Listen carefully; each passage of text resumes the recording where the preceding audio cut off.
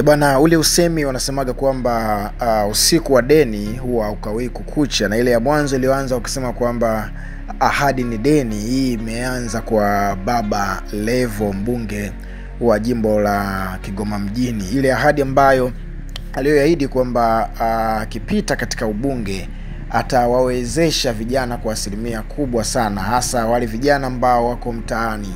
Baba Levo ameanza kwa kuweza kugawa pikipiki ambazo zimeandikwa chata yake Baba Levo pale. Kwa hiyo ziara yake imeanza muda mrefu, lakini kwa siku ya leo tena, baada ya kuwa ametoka katika baraza la madiwani, baada ya kuwa amelihutubia hilo baraza leo, basi alikwenda moja kwa moja mtaani akiongozana na madiwani katika kila vijiwe ambavyo alivyokuwa ameahidi. Na kitu ambacho kimewashangaza mabodaboda katika kila eneo ni kwamba alipofika Baba Levo akasema kwamba anagawa pikipiki moja katika kila kijiwe.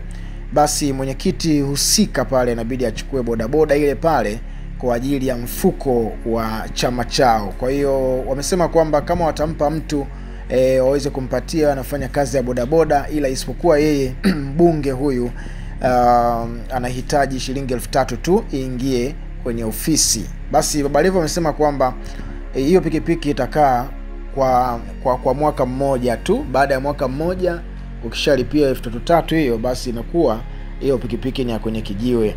Na ameweza kumwambia mbunge ambaye ameweza kumwambia diwani ambaye alikuwa yuko naye hapo kwamba ameanza na mwanzo huu hapa na atakwenda katika kila kijiwe. Na hivyo ndivyo alivyofanya Baba Levo Levocatus Creto Levocatus Chipando, jina lake alilopewa na wazazi wake. Baba Levo hii hapa imetokana tu na jinsi ambavyo alivyokuwa anatafuta ugali, chakula cha siku katika masuala yake ya entertainment. Yeye ni mwanasanaa huyu bwana.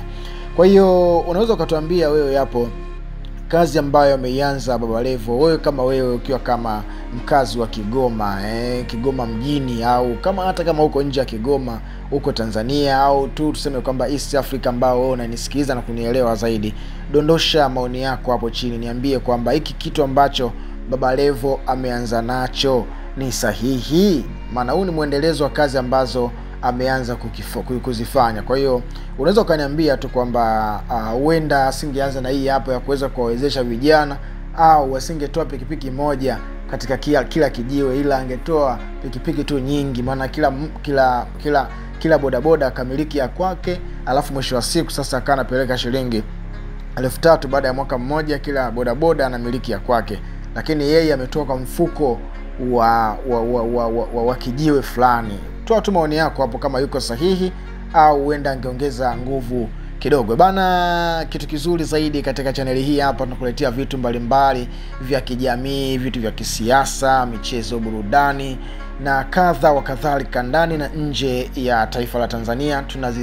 Tunazifuatilia habari na taarifa kokote kule ziliko, ili kukuletea wewe kokote kule uliko. Usisahau bwana subscribe hapo chini ya video hii kuna neno limeandikwa subscribe. Fanya hivyo, alafu utakuwa ni mmoja kati ya mdau wetu wa nguvu zaidi. Lakini pia kwa upendo wa kipekee ambao unatakiwa kuwa nao, basi fanya tu ushare video hii hapa na wengine waweze kuona, nao pia waweze kupata fursa ya kuweza kucomment. Bye bye.